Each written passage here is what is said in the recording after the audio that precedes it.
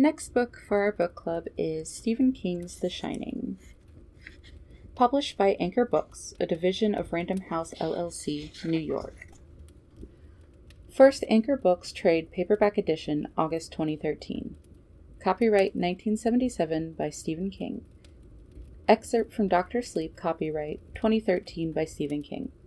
All rights reserved, published in the United States by Anchor Books, a division of Random House LLC, a Penguin Random House company. This book is going to be very different from the previous book that we read for the book club. The previous book was written primarily for children. This one is very definitively an adult read. There is a lot of stuff in here that I gotta warn you guys about. There is child endangerment, there's familial abuse, alcoholism, homophobic language and sentiments, paranormal entities, paranormal situations, ghosts, there's sexual imagery, racist language, and basically just a big trigger warning for all of that before we get started. We're going to be splitting this book up a bit differently. The previous book was very short. This one is a lot longer and a lot girthier. So these recordings are probably going to be a lot longer as well. Whereas usually I would stop at about half an hour. In the previous book, we're probably going to go for 2 to 3 hours with these. So please be prepared for that. Without further ado, this is The Shining by Stephen King. This is for Joe Hill King, who shines on. My editor on this book, as on the previous two, was Mr. William G. Thompson, a man of wit and good sense. His contribution to this book has been large, and for it, my thanks, Stephen King. Some of the most beautiful resort hotels in the world are located in Colorado. But the hotel in these pages is based on none of them. The Overlook and the people associated with it exist wholly within the author's imagination. It was in this apartment also that there stood a gigantic clock of ebony. Its pendulum swung to and fro with a dull, heavy, monotonous clang, and when the hour was to be stricken, there came from the brazen lungs of the clock a sound which was clear and loud and deep and exceedingly musical, but of so peculiar a note and emphasis that at each lapse of an hour the musicians of the orchestra were so constrained to pause, to hearken to the sound, and thus the waltzers perforce to cease their evolutions. And there was a brief disconcert of the whole gay company, and while the chimes of the clock yet rang, it was observed that the giddiest grew pale, and the more aged and sedate passed their hands over their brows as if in confused reverie or meditation. But when the echoes had fully ceased, a light laughter at once pervaded the assembly, and they smiled as if at their own nervousness, and made whispering vows each to the other that the next chiming of the clock should produce in them no similar emotion. And then, after the lapse of 60 minutes, there came yet another chiming of the clock, and then there were the same disconcert and tumultuousness and meditation as before. But in spite of these things, it was a gay and magnificent revel. Edgar Allan Poe, The Masque of the Red Death. The sleep of reason breeds monsters. Goya. It'll shine when it shines. A folk saying. Part 1. Prefatory Matters. Chapter 1. Job Interview. Jack Torrance thought, officious little prick. Ullman stood 5'5", and when he moved, it was with the prissy speed that seems to be the exclusive domain of all small, plump men. The part in his hair was exact, and his dark suit was sober but comforting. "I am a man you can bring your problems to," that suit said to the paying customer. To the hired help it spoke more curtly. "This had better be good, you."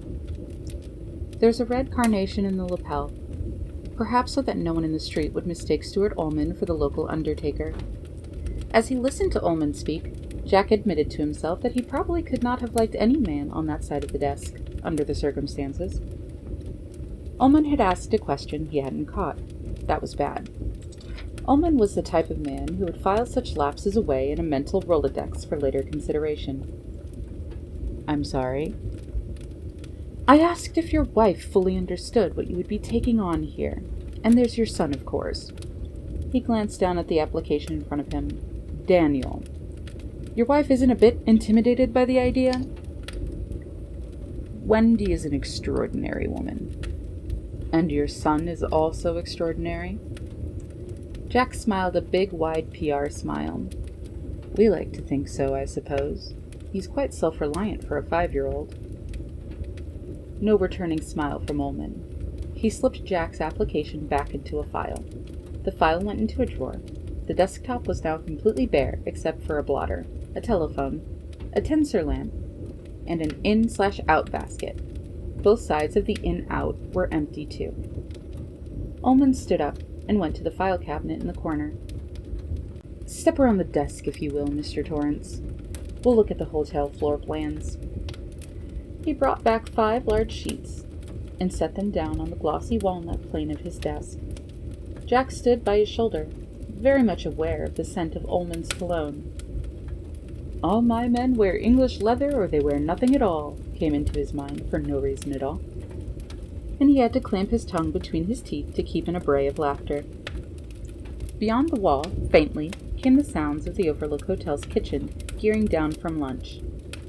"Top floor," Ullman said briskly. "The attic. Absolutely nothing up there now but bric-a-brac. The Overlook has changed hands several times since World War II, and it seems that each successive manager has put everything they don't want up in the attic.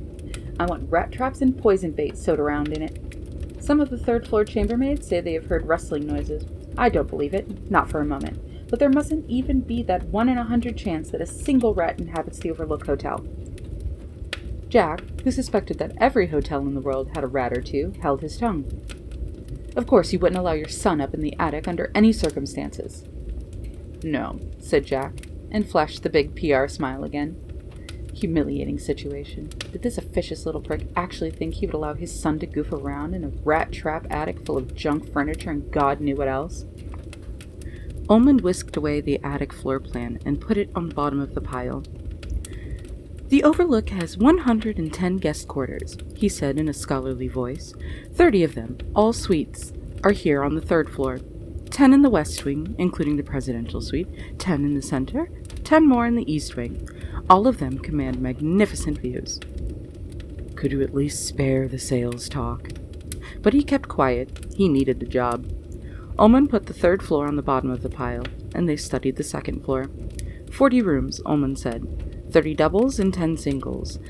And on the 1st floor, 20 of each, plus 3 linen closets on each floor, and a storeroom which is at the extreme east end of the hotel on the 2nd floor, and the extreme west end on the 1st. Questions? Jack shook his head. Ullman whisked the 2nd and 1st floors away. Now, lobby level. Here in the center is the registration desk. Behind it are the offices. The lobby runs for 80 feet in either direction from the desk. Over here in the West Wing is the Overlook Dining Room and the Colorado Lounge. The banquet and ballroom facility is in the East Wing. Questions? Only about the basement, Jack said. For the winter caretaker, that's the most important level of all, where the action is, so to speak. Watson will show you all that. The basement floor plan is on the boiler room wall. He frowned impressively, perhaps to show that as manager, he did not concern himself with such mundane aspects of the Overlook's operation as the boiler and the plumbing. Might not be a bad idea to put some traps down there, too. Just a minute. He scrawled a note on a pad he took from his inner coat pocket. Each sheet bore the legend, "From the desk of Stuart Ullman," in bold black script. Tore it off and dropped it into the outbasket. It sat there, looking lonesome. The pad disappeared back into Ullman's jacket pocket, like the conclusion of a magician's trick. Now you see it, Jackie boy. Now you don't. This guy's a real heavyweight. They had resumed their original positions, Ullman behind the desk and Jack in front of it. Interviewer and interviewee. Supplicant and reluctant patron. Ullman folded his neat little hands on the desk blotter and looked directly at Jack, a small, balding man in a banker's suit and a quiet gray tie. The flower in his lapel was balanced off by a small lapel pin on the other side. It read simply, "Staff," in small gold letters. I'll be perfectly frank with you, Mr. Torrance. Albert Shockley is a powerful man with a large interest in the Overlook, which showed a profit this season for the first time in its history. Mr. Shockley also sits on the board of directors, but he is not a hotel man, and he would be the first to admit this. But he has made his wishes in this caretaking matter quite obvious. He wants you hired. I will do so. But if I had been given a free hand in this matter, I would not have taken you on. Jack's hands were clenched tightly in his lap, working against each other, sweating. Officious little prick, officious little prick, officious. I don't believe you care much for me, Mr. Torrance. I don't care. Certainly your feelings toward me play no part in my own belief that you are not right for the job. During this season that runs from May 15th to September 13th, the Overlook employs 110 people full-time, one for every room in the hotel, you might say. I don't think many of them like me, and I suspect that some of them think I'm a bit of a bastard. They'd be correct in their judgment of my character. I have to be a bit of a bastard to run this hotel in the manner it deserves. He looked at Jack for comment, and Jack flashed the PR smile again, large and insultingly toothy. Ullman said, "The Overlook was built in the years 1907 to 1909. The closest town is Sidewinder, 40 miles east of here, over roads that are closed for some time in late October or November until sometime in April. A man named Robert Townley Watson built it, the grandfather of our present maintenance man. Vanderbilts have stayed here, and Rockefellers, and Astors, and DuPonts. 4 presidents have stayed in the presidential suite. Wilson, Harding, Roosevelt, and Nixon." "I wouldn't be too proud of Harding and Nixon," Jack murmured. Ullman frowned, but went on regardless. "It proved too much for Mr. Watson, and he sold the hotel in 1915. It was sold again in 1922, and in 1929, in 1936. It stood vacant until the end of World War II, when it was purchased and completely renovated by Horace Derwent, millionaire inventor, pilot, film producer, and entrepreneur." "I know the name," Jack said. "Yes, everything he touched seemed to turn to gold. Except the Overlook. He funneled over $1 million into it before the first post-war guest ever stepped through its doors, turning a decrepit relic into a showplace. It was Derwent who added the Roquefort I saw you admiring when you arrived." "Roque?" "A British forebearer of our croquet, Mr. Torrance. Croquet is a bastardized roque. According to legend, Derwent learned the game from his social secretary and fell completely in love with it. Ours may be the finest roque court in America." "I wouldn't doubt it," Jack said gravely. "A roque court? A topiary full of hedge animals out front? What next? A life-sized Uncle Wiggily game behind the equipment shed?" He was getting very tired of Mr. Stuart Ullman, but he could see that Ullman wasn't done. Ullman was going to have his say, every last word of it. When he had lost $3 million, Derwent sold it to a group of California investors. Their experience with the Overlook was equally bad. Just not hotel people. In 1970, Mr. Shockley and a group of his associates bought the hotel and turned its management over to me. We have also run in the red for several years, but I'm happy to say that the trust of the present owners in me has never wavered. Last year, we broke even, and this year, the Overlook's accounts were written in black ink for the first time in almost 7 decades. Jack supposed that this fussy little man's pride was justified, and then his original dislike washed over him again in a wave. He said, "I see no connection between the Overlook's admittedly colorful history and your feeling that I'm wrong for the post, Mr. Ullman. One reason that the Overlook has lost so much money lies in the depreciation that occurs each winter. It shortens the profit margin a great deal more than you might believe, Mr. Torrance. The winters are fantastically cruel. In order to cope with the problem, I've installed a full-time winter caretaker to run the boiler and heat different parts of the hotel on a daily rotating basis, to repair breakage as it occurs, and to do repairs, so the elements can't get a foothold. To be constantly alert to any and every contingency. During our first winter, I hired a family instead of a single man. There was a tragedy, a horrible tragedy." Ullman looked at Jack coolly and appraisingly. "I made a mistake. I admit it freely. The man was a drunk." Jack felt a slow, hot grin, the total antithesis of the toothy PR grin, stretch across his mouth. Is that it? I'm surprised Al didn't tell you. I've retired. Yes, Mr. Shockley told me you no longer drink. He also told me about your last job, your last position of trust, shall we say. You were teaching English in a Vermont prep school. You lost your temper. I don't believe I need to be any more specific than that. But I do happen to believe that Grady's case has a bearing, and that is why I have brought the matter of your, previous history into the conversation. During the winter of 1970 to 71, after he refurbished the Overlook, but before our first season, I hired this unfortunate named Delbert Grady. He moved into the quarters you and your wife and son will be sharing. He had a wife and 2 daughters. I had reservations, the main ones being the harshness of the winter season, and the fact that the Gradys would be cut off from the outside world for 5 to 6 months. But that's not really true, is it? There are telephones here, and probably a citizen's band radio as well. And the Rocky Mountain National Park is within helicopter range, and surely a piece of ground that big must have a chopper or 2.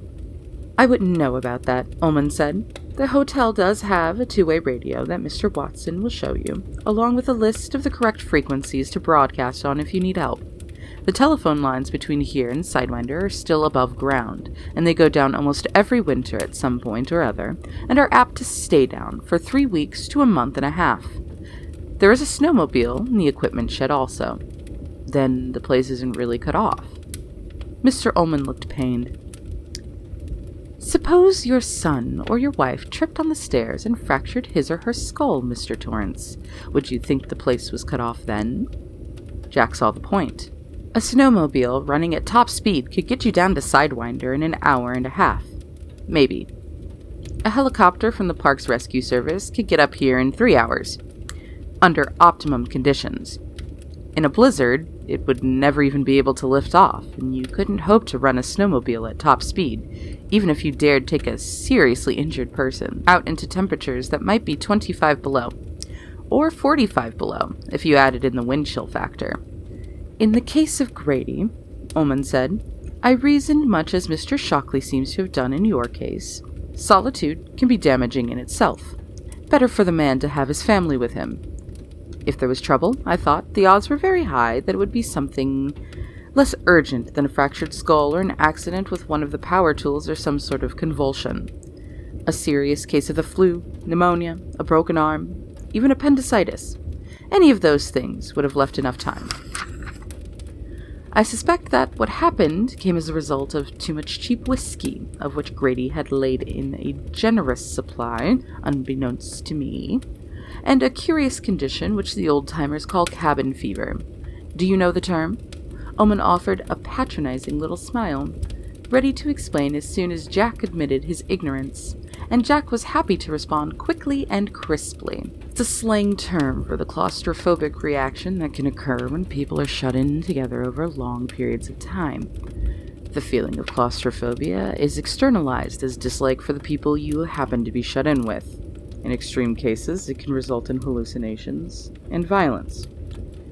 Murder's been done over such minor things as a burned meal or an argument about whose turn it is to do the dishes. Ullman looked rather nonplussed, which did Jack a world of good. He decided to press a little further, but silently promised Wendy he would stay cool. I suspect you did make a mistake at that. Did he hurt them?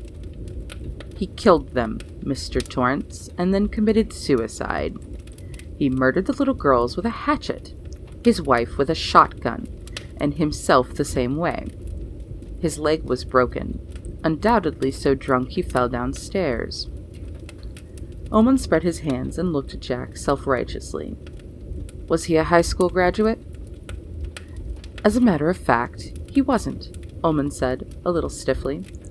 I thought shall we say, less imaginative individual would be less susceptible to the rigors, the loneliness. That's your mistake, Jack said. Stupid man is more prone to cabin fever, just as he's more prone to shoot someone over a card game or commit a spur-of-the-moment robbery. He gets bored. When the snow comes, there's nothing to do but watch TV or play solitaire and cheat when he can't get all the aces out. Nothing to do but bitch at his wife and nag at the kids and drink. It gets hard to sleep because there's nothing to hear, so he drinks himself to sleep and wakes up with a hangover. He gets edgy. And maybe the telephone goes out and the TV aerial blows down and there's nothing to do but think and cheat at solitaire and get edgier and edgier. Finally, boom, boom, boom. Whereas a more educated man, such as yourself... My wife and I both like to read. I have a play to work on, as Al Shockley probably told you. Danny has his puzzles, his coloring books, and his crystal radio. I plan to teach him to read. And I also want to teach him to snowshoe. Wendy would like to learn how too. Oh yes, I think we can keep busy and out of each other's hair if the TV goes on the fritz. He paused. And Al was telling the truth when he told you I no longer drink. I did once, and it got to be serious. But I haven't had so much as a glass of beer in the last 14 months. I don't intend to bring any alcohol up here, and I don't think there will be an opportunity to get any after the snow flies. In that you would be quite correct, Ullman said. But as long as the three of you are up here, the potential for problems is multiplied. I've told Mr. Shockley this, and he told me he would take the responsibility. Now I've told you, and apparently you are also willing to take the responsibility. I am. All right, I'll accept that, since I have little choice. But I would still rather have an unattached college boy taking a year off. Well, perhaps you'll do. Now, I'll turn you over to Mr. Watson, who will take you through the basement and around the grounds, unless you have further questions. No, none at all. Ullman stood. I hope there are no hard feelings, Mr. Torrance. There is nothing personal in the things I've said to you. I only want what's best for the Overlook. It is a great hotel. I want it to stay that way. No hard feelings. Jack flashed the PR grin again, but he was glad Ullman didn't offer to shake hands. There were hard feelings. All kinds of them. Chapter 2. Boulder. She looked out the kitchen window and saw him just sitting there on the curb, not playing with his trucks, or the wagon, or even the balsa glider that had pleased him so much all this last week since Jack had brought it home. He was just sitting there, watching for the shop-worn VW. His elbows planted on his thighs and his chin propped in his hands, 5-year-old kid waiting for his daddy. Wendy suddenly felt bad, almost crying bad. She hung the dish towel over the bar by the sink and went downstairs, buttoning the top 2 buttons of her house dress. Jack and his pride.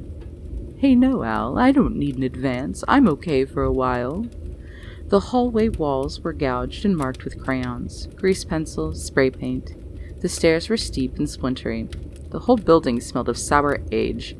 And what sort of place was this for Danny after the small, neat brick house in Stovington? The people living above them on the 3rd floor weren't married, and while that didn't bother her, their constant rockers fighting did. It scared her. The guy up there was Tom, and after the bars had closed and they had returned home, the fights would start in earnest. The rest of the week was just a prelim in comparison. The Friday night fights, Jack called them, but it wasn't funny. The woman, her name was Elaine, would at least be reduced to tears, and to repeating over and over again, "Don't, Tom, please don't, please don't." And he would shout at her. Once they had even awakened Danny, and Danny slept like a corpse. The next morning, Jack caught Tom going out and had spoken to him on the sidewalk at some length. Tom started to bluster, and Jack had said something else to him, too quietly for Wendy to hear. And Tom had only shaken his head sullenly and walked away. That had been a week ago, and for a few days things had been better, but since the weekend things had been working back to normal. Abnormal. It was bad for the boy. Her sense of grief washed over her again, but she was on the walk now, and she smothered it. Sweeping her dress under her and sitting down on the curb beside him, she said, "What's up, Doc?" He smiled at her, but it was perfunctory. "Hi, Mom." The glider was between his sneakered feet, and she saw that one of the wings had started to splinter. "Want me to see what I can do with that, honey?" Danny had gone back to staring up the street. "No, Dad will fix it. Your daddy may not be back until supper time, Doc. It's a long drive up into those mountains." "Do you think the bug will break down?" "No, I don't think so." But he had just given her something new to worry about. "Thanks, Danny. I needed that. Dad said it might," Danny said in a matter-of-fact, almost bored manner. "He said the fuel pump was all shot to shit." "Don't say that, Danny." "Fuel pump?" he asked her with honest surprise. She sighed. "No, all shot to shit. Don't say that." "Why?" "It's vulgar." "What's vulgar, Mom?" "Like when you pick your nose at the table or pee with the bathroom door open, or say things like all shot to shit. Shit is a vulgar word. Nice people don't say it." "Dad says it. When he was looking at the bug motor, he said, 'Christ, this fuel pump's all shot to shit.' Isn't Dad nice?" "How do you get into these things, Winifred? Do you practice?" "He's nice, but he's also a grown-up, and he's very careful not to say things like that in front of people who won't understand." "You mean like Uncle Al?" "Yes, that's right." "Can I say it when I'm grown up?" "I suppose you will, whether I like it or not." "How old?" "How does 20 sound, Doc?" "That's a long time to have to wait." "I guess it is, but will you try?" "Okay." He went back to staring up the street. He flexed a little, as if to rise, but the beetle coming was much newer and much brighter red. He relaxed again. She wondered just how hard this move to Colorado had been on Danny. He was closed-mouthed about it, but it bothered her to see him spending so much time by himself. In Vermont, 3 of Jack's fellow faculty members had had children about Danny's age, and there had been the preschool. But in this neighborhood, there was no one for him to play with. Most of the apartments were occupied by students attending CU, and of the new married couples here on Aerophone Street, only a tiny percentage had children. She had spotted perhaps a dozen of high school or junior high school age, 3 infants, and that was all. "Mommy, why did Daddy lose his job?" She was jolted out of her reverie and floundered for an answer. She and Jack had discussed ways they might handle just such a question from Danny. Ways that had varied from evasion to the plain truth with no varnish on it. But Danny had never asked. Not until now, when she was feeling low and least prepared for such a question.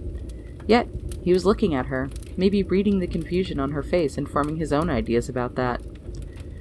She thought that to children, adult motives and actions must seem as bulking and ominous as dangerous animals seen in the shadows of a dark forest. They were jerked like little puppets, having only the vaguest notions why. The thought brought her dangerously close to tears again, and while she fought them off, she leaned over, picked up the disabled glider, and turned it over in her hands. "Your daddy was coaching the debate team, Danny. Do you remember that?" "Sure," he said. "Arguments for fun, right?" "Right." She turned the glider over and over, looking at the trade name, Speedoglide, and the blue star decals on the wings, and found herself telling the exact truth to her son. "There was a boy named George Hatfield that Daddy had to cut from the team. That means he wasn't as good as some of the others. George said your daddy cut him because he didn't like him, and not because he wasn't good enough. Then George did a bad thing.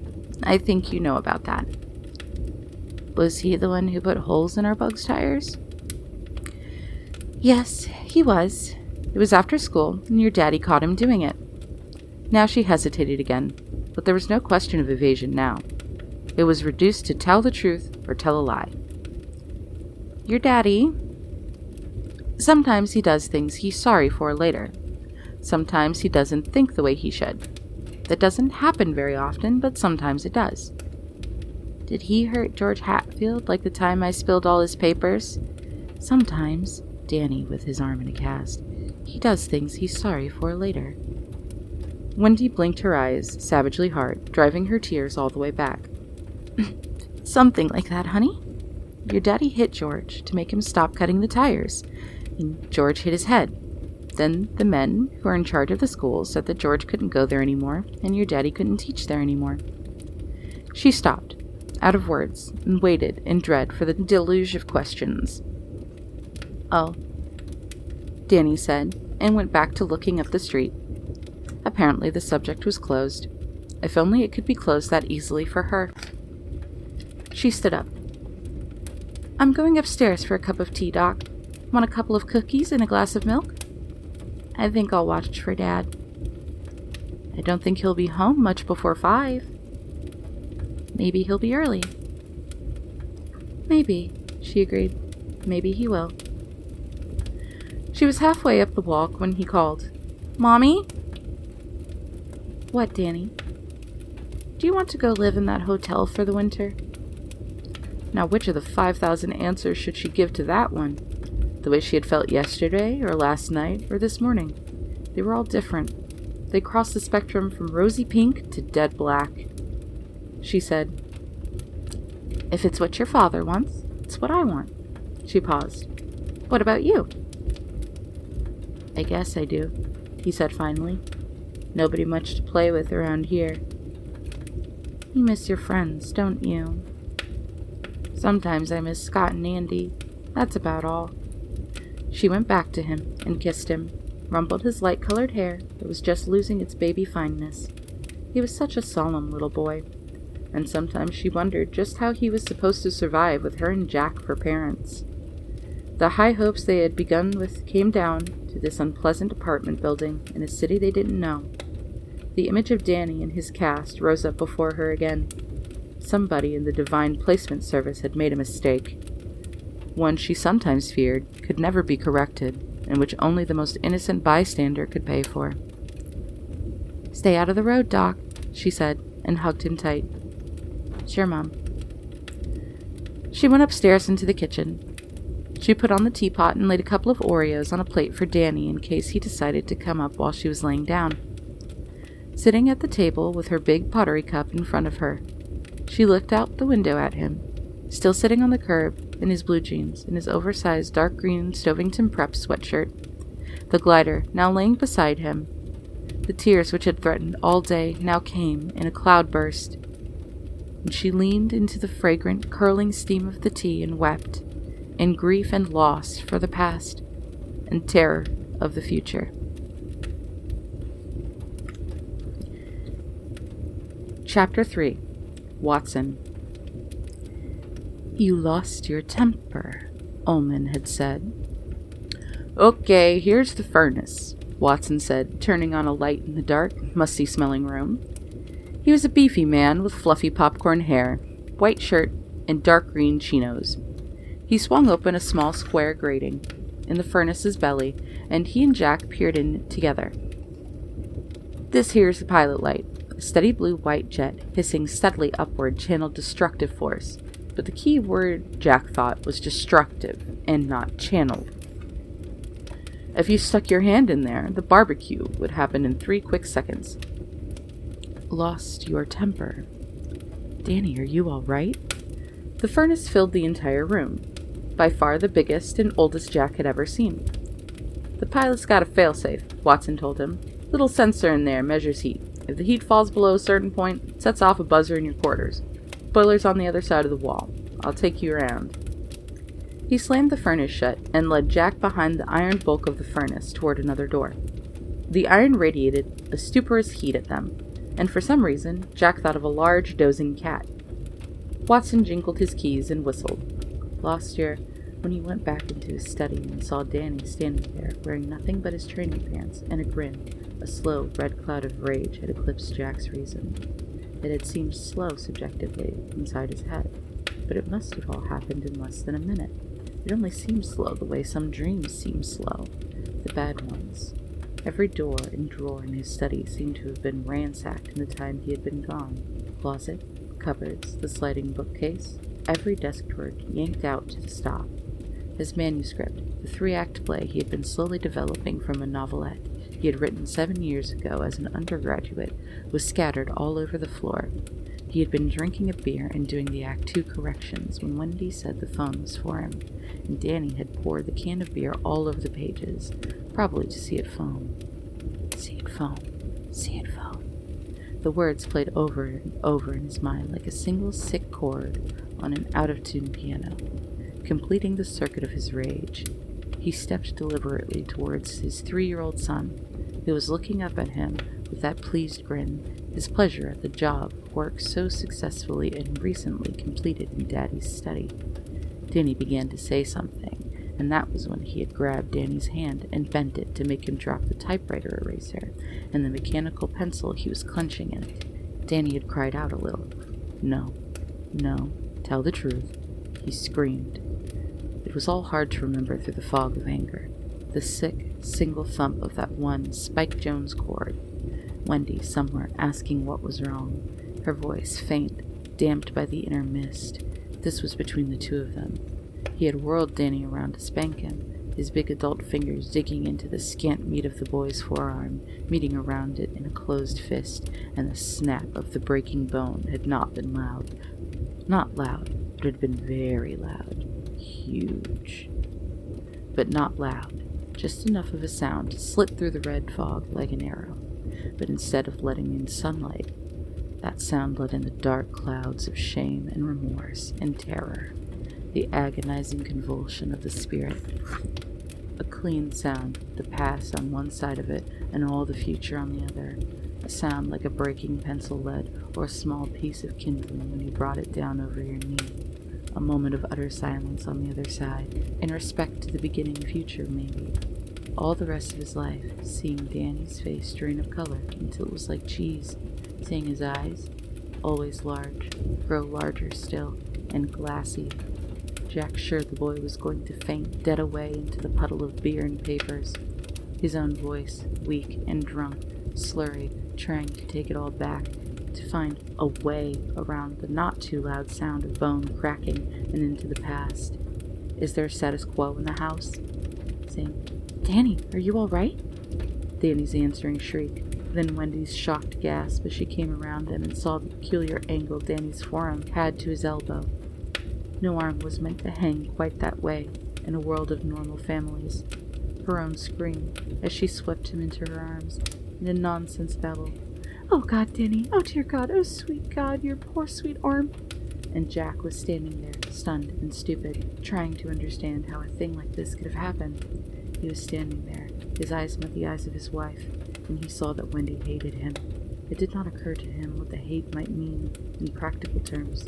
It was only later that he realized she might have left him that night, gone to a motel, gotten a divorce lawyer in the morning, or called the police. He saw only that his wife hated him, and he felt staggered by it, all alone. He felt awful. This was what oncoming death felt like. Then she fled for the telephone and dialed the hospital, with their screaming baby wedged in the crook of her arm. Jack did not go after her. He only stood in the ruins of his office, smelling beer and thinking, "Lost your temper." He rubbed his hand harshly across his lips and followed Watson into the boiler room. It was humid in here, but it was more than the humidity that brought the sick and slimy sweat onto his brow and stomach and legs. The remembering did that. It was a total thing that made the night 2 years ago seem like 2 hours ago. There was no lag. It brought the shame and revulsion back, the sense of having no worth at all, and that feeling always made him want to have a drink, and the wanting of a drink brought blacker despair. Would he ever have an hour? Not a week or even a day, mind you, but just one waking hour, when the craving for a drink wouldn't surprise him like this? "The boiler," Watson announced. He pulled a red and blue bandana from his pocket, blew his nose with a decisive honk, and thrust it back out of sight after a short peek into it to see if he had gotten anything interesting.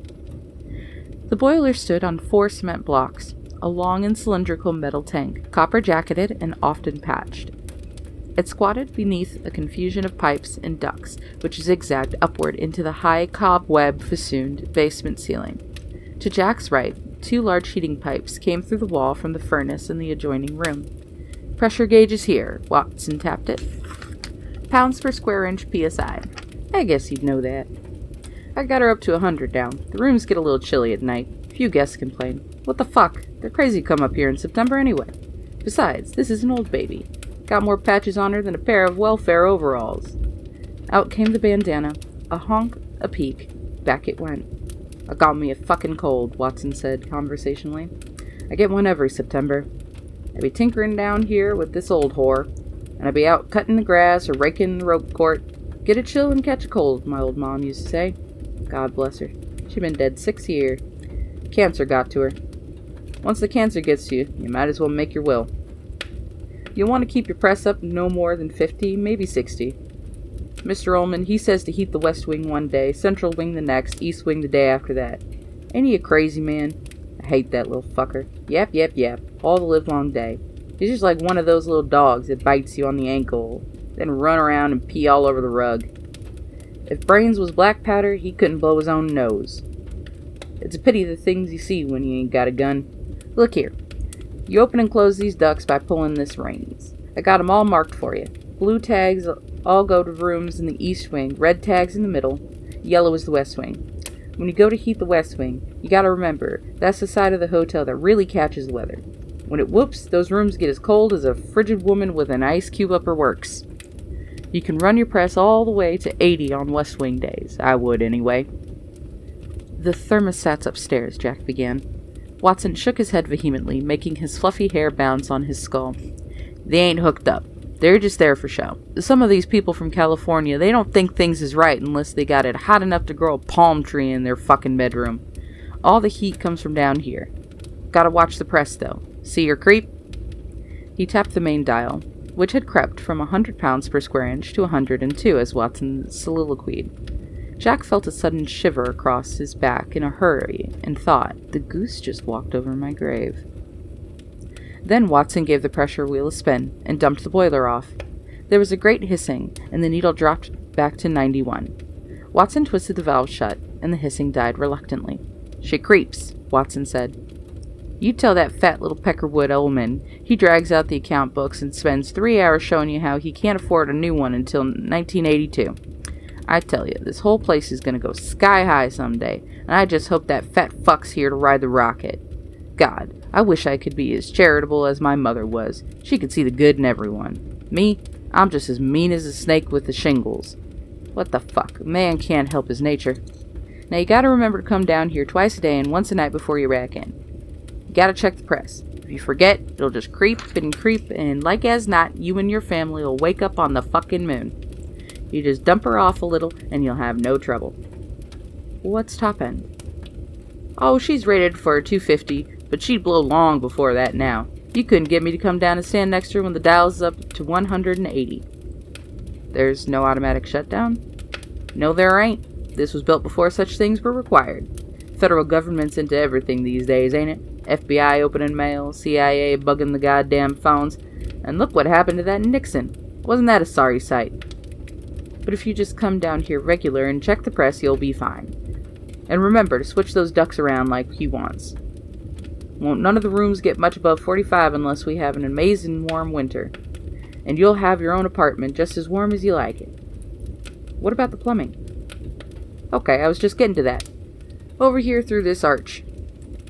They walked into a long rectangular room that seemed to stretch for miles. Watson pulled a cord, and a single 75-watt bulb cast a sickish swinging glow over the area they were standing in. Straight ahead was the bottom of the elevator shaft. Heavy greased cables descending to pulleys 20 feet in diameter and a huge grease-clogged motor. Newspapers were everywhere, bundled and banded and boxed. Other cartons were marked records or invoices or receipts. Save.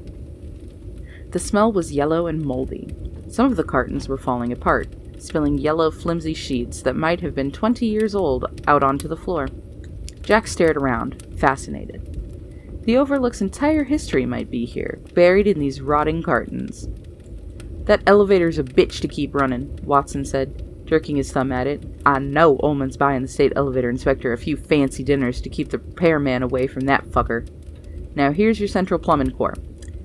In front of them, 5 large pipes, each of them wrapped in insulation and cinched with steel bands, rose into the shadows and out of sight.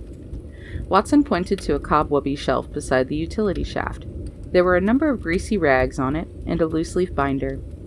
That there is all your plumbing schematics, he said. I don't think you'll have any trouble with leaks. Never has been, but sometimes the pipes freeze up. Only way to stop that is to run the faucets a little bit during the nights.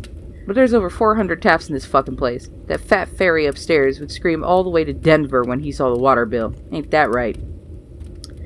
I'd say that's a remarkably astute analysis. Watson looked at him admiringly. Say, you really are a college fellow, aren't you?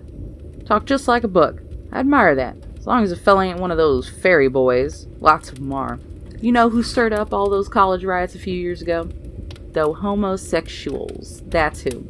They got frustrated and have to cut loose. Coming out of the closet, they call it. Holy shit, I don't know what the world's coming to. Now if she freezes, she most likely gonna freeze right up in this shaft. No heat, you see. If it happens, use this. He reached into a broken orange crate and produced a small gas torch.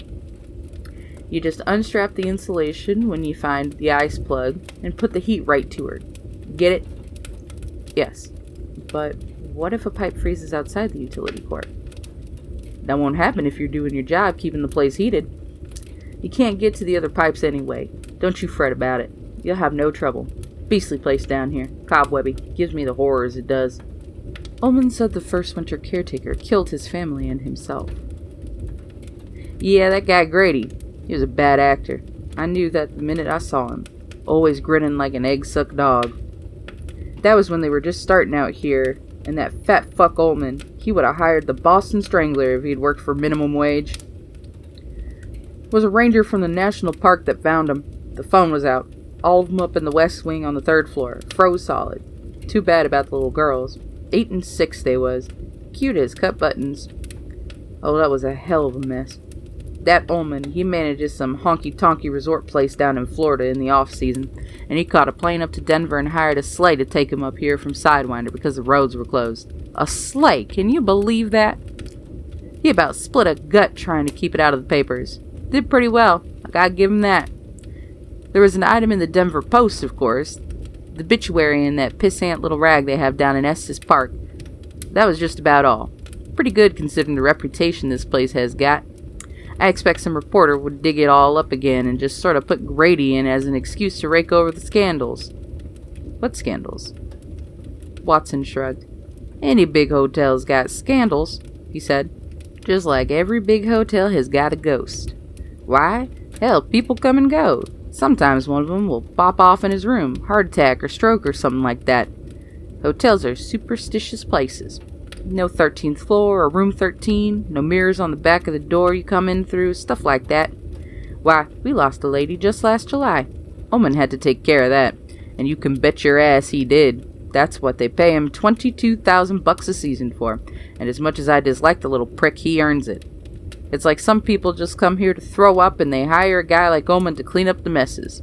Here's this woman, must be 60 fucking years old, my age, and her hair's dyed just as red as a horse stoplight, tits sagging just about down to her belly button on account of she ain't wearing no brassiere, big varicose veins all up and down her legs so they look like a couple of goddamn road maps, the jewels dripping off her neck and arms and hanging out her goddamn ears.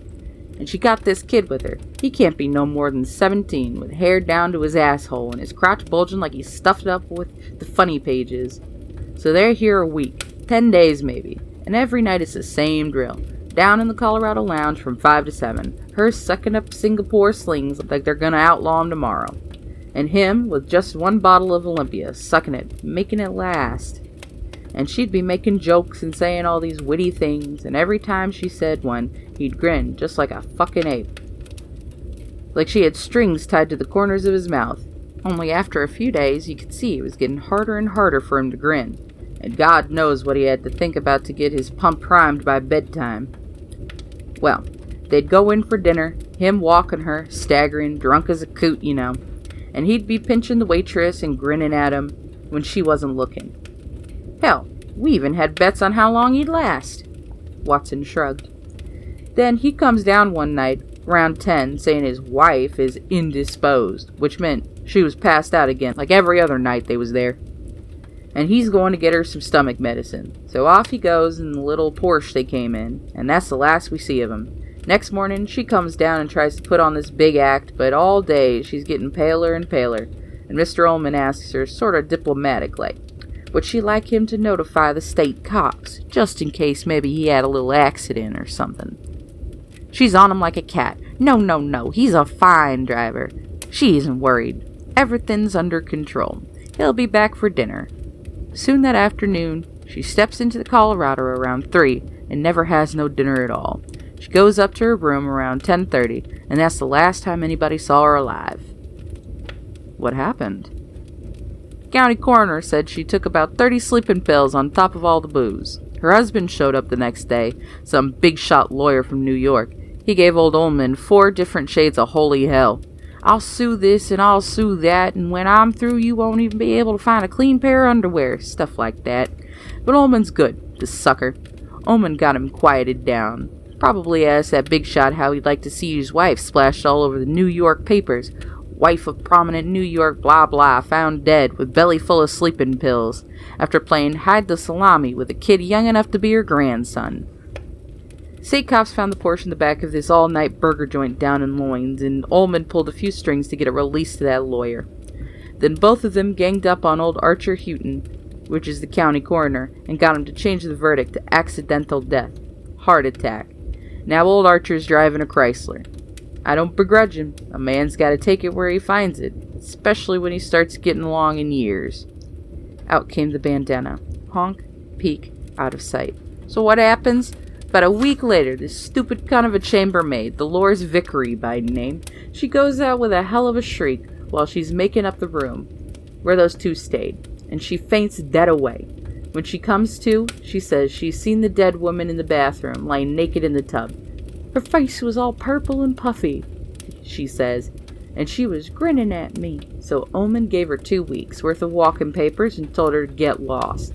I figure there's maybe 45 people died in this hotel since my grandfather opened it for business in 1910. He looked shrewdly at Jack. You know how most of them go?